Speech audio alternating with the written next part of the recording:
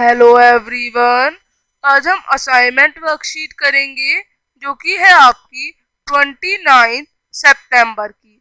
और ये assignment worksheet number 6 है और सोशल साइंस की है ये आपकी।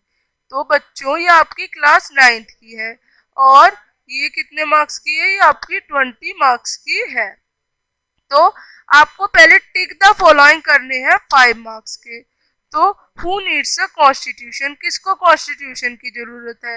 गवर्नमेंट ऑर्गेनाइजेशन को, एनजीओ को। तो इन सभी के लिए कोई रूल्स स्पेसिफिक होने चाहिए, तो वो रूल्स है कॉन्स्टिट्यूशन। तो दोनों को कॉन्स्टिट्यूशन की जरूरत है। तो बोथ ए एंड बी। अब which country does not have a democratic system of governments?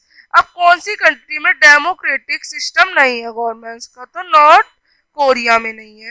वहां पे तानाशाही का राज चलता रहता है, वहां पे एक ही गवर्नमेंट रहती है हर समय। अब what is the nature of Indian constitution? Indian constitution कैसा है? अनरिटन नहीं, ट्रेडिशनल नहीं, ओरल नहीं। ये हमारी एक रिटर्न पूरी बुक है कॉन्स्टिट्यूशन की, जिसमें आपके बहुत सारे रूल्स हैं और ये लॉन्गेस्ट कॉन्स्टिट्यूशन है पूरे वर्ल्ड में। तो ये जो है ये आपका कैसी फॉर्म में है? ये आपकी एक बुक में है। तो ये कौन सी फॉर्म में आएगा? ये आपका आएगा रिटर्न फॉर्म में आएगा। तो इस तरह से आप करेंगे। अब हाउ मैनी मेंबर्स, कितने मेंबर होते हैं इंडियन कॉन्स्टिट्यूएंट असेंबली में? तो 299 मेंबर्स आपके होते हैं। अब when was the Indian constitution इम्प्लेंटेड? Indian constitution कब लागू किया गया? तो 26 जनवरी 1950। तो आप इस तरह से टिक द मार्क क्वेश्चंस करेंगे। अब आगे जो बड़े क्वेश्चंस हैं उनको, तो पहले 6 to 10 जो है ये आपके सारे 5 मार्क्स के हैं। आपको ये 5 क्वेश्चंस दिए गए, ये 3 मार्क्स के आप करेंगे। तो आपको 100 to 200 वर्ड में लिखना है। Brightly describe the constitution of doctor Bhimrao Ambedkar. Doctor Bhimrao Ambedkar का आपको कॉन्स्टिट्यूशन में बताना है रोल। तो doctor Bhimrao played an important role, इन्होंने एक बहुत इंपॉर्टेंट रोल प्ले किया in the making of our constitution. And Dr. Bhimrao Ambedkar was also the chairman of drafting committee of the Constitution Assembly. ये drafting committee जो constitution assembly है उनके chairman भी थे। This committee had prepared the blueprint of the constitution. इन्होंने एक blueprint जो कि छापा गया हमारे कॉन्स्टिट्यूशन में वो तैयार किया था। अब 7 विच आइडियोलॉजीज, कौन सी आइडियोलॉजीज, कौन सी चीजों को बढ़ावा दिया गया है कॉन्स्टिट्यूशन में और क्या क्या चीजें हैं? तो आपको नाम लिखने हैं। तो आप लिखेंगे इक्वालिटी, फ्रीडम, सेकुलरिज्म, डेमोक्रेसी और फ्रेटर्निटी। आप इनको डिस्क्राइब भी कर सकते हैं। अब 8 despite the completion of the constituent making, जो हमारा कॉन्स्टिट्यूएंट था वो तैयार हो गया था कॉन्स्टिट्यूशन 26 नवंबर 1949 को। पर वाई? जो इंडियन कॉन्स्टिट्यूशन था उसने लागू किया इसको 26 जनवरी 1950 में। तो the constitution was adopted by the constitution assembly.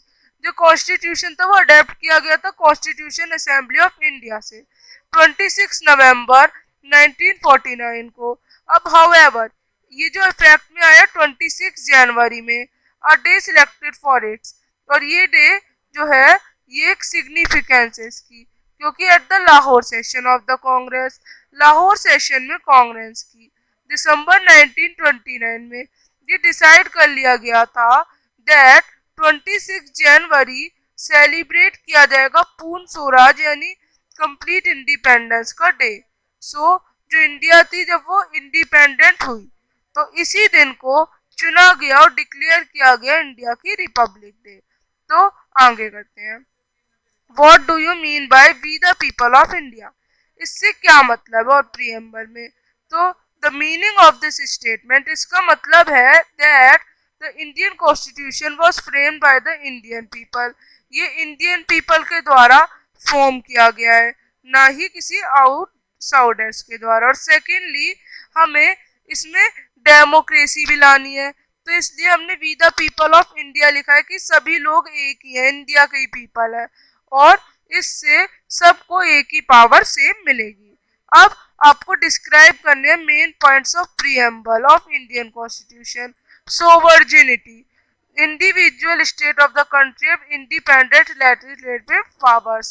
Socialist, society to share the nation's wealth equally and avoid economic inequalities. अब अगला सेक्युलर, तो सेक्युलर में आएगा equal respect and freedom to all religions in nation. Democratic, voting system for election as per age adult franchise is to be followed. और fifth republic, nation does not follow monarchy rule. Head of the country is appointed through election only and for a particular period of time. तो आप इस तरह से ये कर लेंगे। अब हम मिलेंगे नेक्स्ट वर्कशीट के साथ, तब तक के लिए बाय। तो आप सभी हमारे चैनल को लाइक करें, सब्सक्राइब करें और शेयर करें।